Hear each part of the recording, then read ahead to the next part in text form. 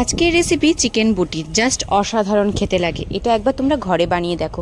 Good afternoon everyone, আমি হচ্ছি Julie. তোমরা জুলির রান্নাঘর থেকে দেখছো সকলে এই ভিডিওটা। অবশ্যই কিন্তু ভিডিওটা পুরো অবধি দেখো, আশা করি তোমাদের এই রেসিপিটা খুবই ভালো লাগবে। তো রেসিপিটা ভালো লাগলে কিন্তু অবশ্যই একটা লাইক কমেন্ট শেয়ার করতে ভুলো না।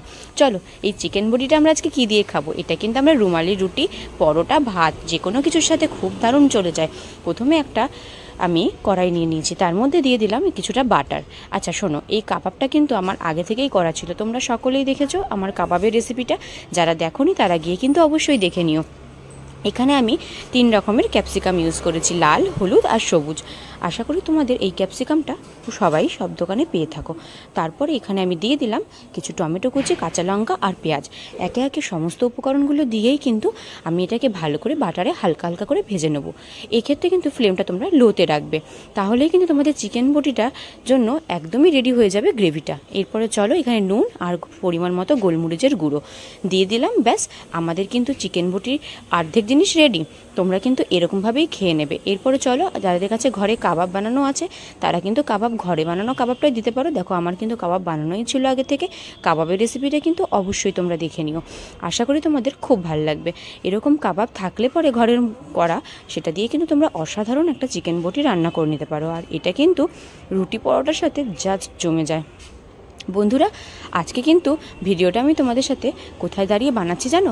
আজকে ভিডিওটা আমি বানাচ্ছি একটা পার্লারে। আজকে এখানে চুল কাটতে এসেছি, আর তার সাথে সাথে চেষ্টা করছি তোমাদের সাথে ভিডিওটা বানিয়ে ফেলার।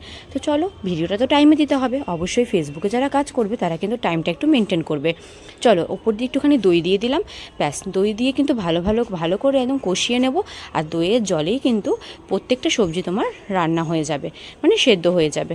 ব্যাস, হয়ে গেল আমাদের চিকেন বটি। ওপর দিক দিয়ে দেবো একটু ধনেপাতা কুচি। উফ, অসাধারণ খেতে লেগেছিল। তোমরা জাস্ট একবার পুজোতে, এই সুন্দর পুজোতে, আহা, মা আসছে, দুর্গা ঠাকুর আসছে, এত সুন্দর পুজোতে তোমরা একটা চিকেন বটি বানিয়ে ফেলো।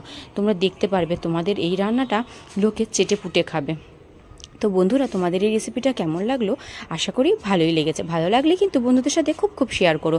আচ্ছা চলো, তোমরা আমার নামটা কিন্তু সবাই দেখতেই পাচ্ছ। আমার কিন্তু আগে জুলি সরকার গুপ্ত ছিল, আমি কিন্তু এখন নামটা চেঞ্জ করে জুলির রান্নাঘর রেখেছি, কারণ আমি তো তোমাদের সাথে সবসময় রান্নাই শেয়ার করি। কি তোমরা আমাকে ভুলে যাবে না তো? মনে থাকবে তো? চলো, মনে থাকলে কিন্তু অবশ্যই ভিডিওটাকে শেয়ার করে নিজের টাইমলাইনে রেখে দাও। কেমন লাগলো আজকের রেসিপিটা অবশ্যই কিন্তু কমেন্ট করে জানাবে। আর এই চিকেন বুটিটা কিন্তু আমার জাস্ট জমে গেছিলো আজকে রুমালি রুটির সাথে। তোমরা কারা কারা এরকম চিকেন বুটি খেতে পছন্দ করো অবশ্যই কিন্তু জানিও। এটা কিন্তু তোমরা যারা ডায়েটে আছো তারাও কিন্তু খেতে পারো, কারণ এটাতে কিন্তু একদমই তেল নেই, কারণ কাবাবে আমরা খুব একটা তেল ইউজ করি না। চলো, ভিডিওটা